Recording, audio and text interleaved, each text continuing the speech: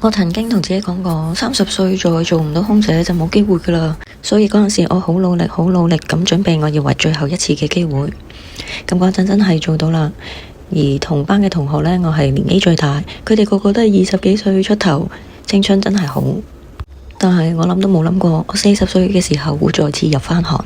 但係我依然覺得自己都係好有活力，好年輕，都唔會輸蝕俾20幾歲嘅同事們啦。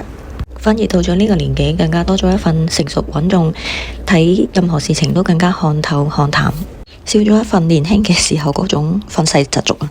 成日都有人講年齡只不過係一個數字，呢句說話其實好啱㗎，千祈唔好用年齡去限制自己做任何事，甚至唔應該有任何嘅框架，例如性別啦、身份或者背景去限死自己去做任何嘢。因為其實限制往往都係自己或者外在外來嘅因素去設定嘅。打破框架，順從自己內心嘅聲音，先至可以真正做到自己想做同埋活出真正嘅自己。所以我再次做返空姐，雖然有時會好攰，但係我真係覺得好開心啊！